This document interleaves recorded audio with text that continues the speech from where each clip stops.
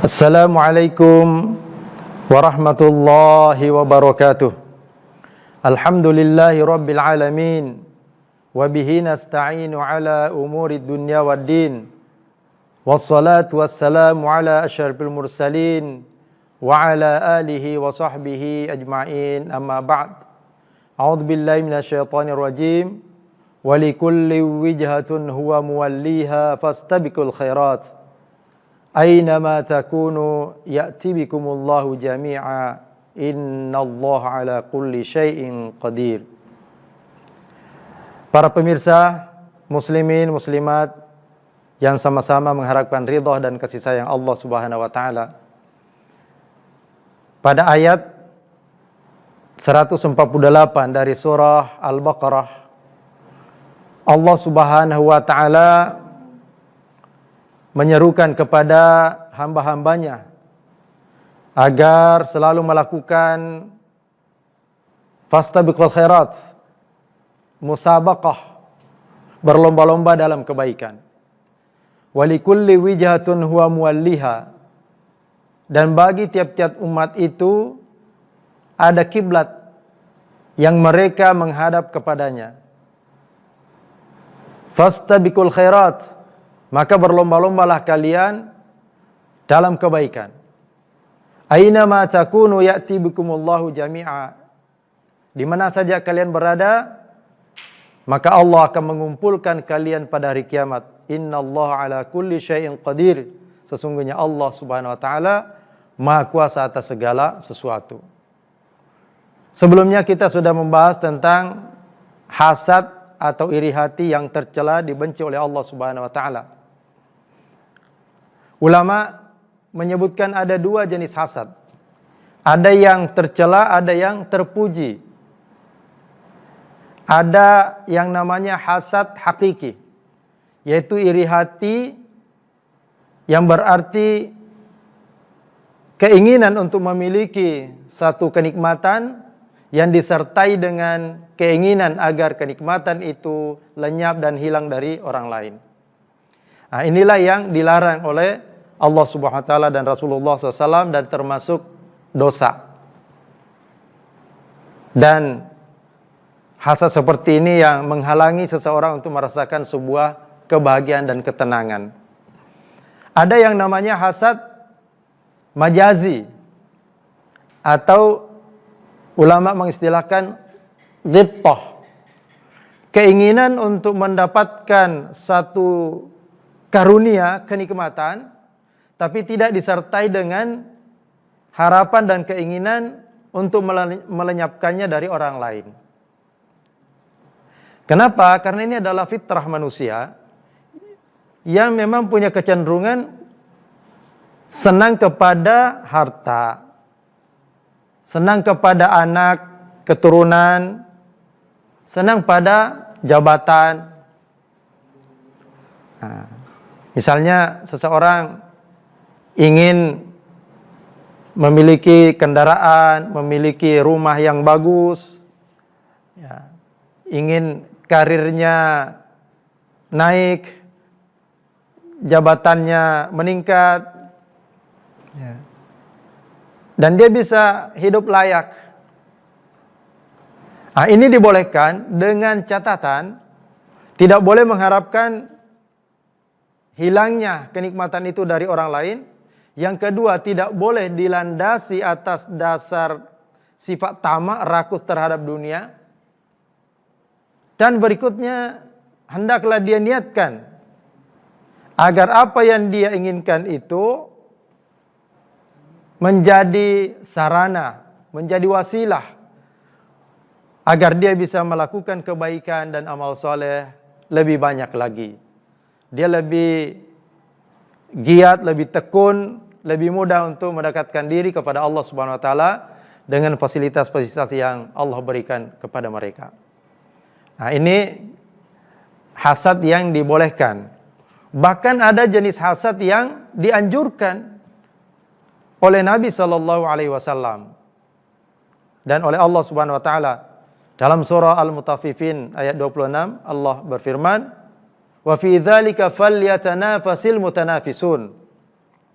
dan untuk mendapatkan kenikmatan surga itu, maka hendaklah mereka berlomba-lomba. Ya. Itu dianjurkan karena ini dalam kebaikan. Nabi SAW dalam hadis yang diriwayatkan oleh Bukhari Muslim bersabda, la hasada illa fitnatain. Tidak boleh ada hasad, dengki, iri hati kecuali dalam dua hal saja. Rajulun atahu Allahu malan fasallata ala halakatihi fil haqq. Adalah seseorang yang diberikan oleh Allah Subhanahu wa taala harta, lalu dia memanfaatkan, menghabiskannya di jalan Allah Subhanahu wa taala, di jalan kebenaran. Ya. Kita melihat orang kaya, Masya Allah, itu begitu dermawan, rajin membantu orang lain, membantu kegiatan dakwah, kegiatan pendidikan Islam, memberdayakan kaum duafa, fakir miskin, ya, meringankan beban orang-orang yang susah. Itu.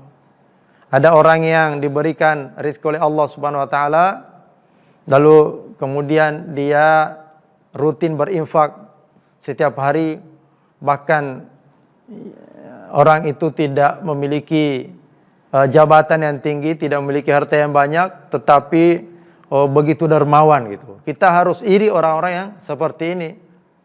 Ada orang yang miskin, ya, tetapi dia bisa menabung untuk bisa naik haji karena dia punya niat dan tekad yang kuat. Kita harus iri. Sedangkan ada orang yang diberikan kelapangan rezeki oleh Allah SWT, tetapi tidak punya keinginan yang kuat. Rezeki inilah bentuk hasad yang terpuji. Ya. Subhanallah. Kemudian kata Nabi, wa rajulun atahu Allahul hikmata fahuwa yaqdi biha wa yu'allimuha. Kita dianjurkan iri pada orang-orang yang diberikan ilmu oleh Allah SWT, hikmah, ilmu Al-Quran dan Sunnah, atau ilmu secara umum, fahuwa yaqdi biha, dia amalkan ilmunya itu. Kalau dia pejabat, maka dia terapkan ilmunya, ya, sesuai dengan perintah Allah Subhanahu wa taala. Dia terapkan ilmu yang dia miliki dalam keluarganya sehingga menjadi keluarga yang islami. Ya, ada ulama, alim, ustadz yang diberikan Allah ilmu, dia menjadi teladan dalam masyarakat, dia selalu terdepan dalam kebaikan. Pada saat yang sama dia juga rajin dan tekun mengajarkan ilmunya yang bermanfaat kepada orang lain dengan penuh keikhlasan dan ketulusan. Kita patut iri kepada orang-orang yang diberikan oleh Allah SWT ilmu pengetahuan, lalu kemudian dia manfaatkan ilmunya itu untuk kemaslahatan umat, untuk kebaikan keluarganya, dan tentu juga untuk kebaikan dirinya, dunia dan akhiratnya. Dalam riwayat lain, dia juga disebutkan, rajulun atahu Allahul Qur'an, fahuwa yaqumu bihi ana al-laili wa ana an-nahar. Ya. Orang yang diberikan oleh Allah SWT kemampuan menghafal dan membaca Al-Quran, lalu dia membaca, mengamalkannya sepanjang siang dan malam. Di bulan Ramadan ini misalnya, kita patut iri kepada orang yang begitu tekun membaca Quran, padahal dia juga orang yang sangat sibuk. Ya, bagi kadar-kadar hidayatullah ditargetkan minimal 3 juz setiap hari. Dalam keadaan sibuk sekalipun harus diupayakan. Dan kita harus iri kalau ada teman kita sudah 3 juz, sudah 4 juz dalam sehari, ya, sementara kita belum tercapai target. Maka hasad, iri hati seperti ini juga patut untuk ada dalam diri kita. Ketika kita dalam keadaan sehat, umur masih muda, kita melihat ada orang tua yang juga sudah sakit-sakitan tetapi rajin bangun malam, qiyamul lail, ya, maka kita patut iri, tidak boleh kalah.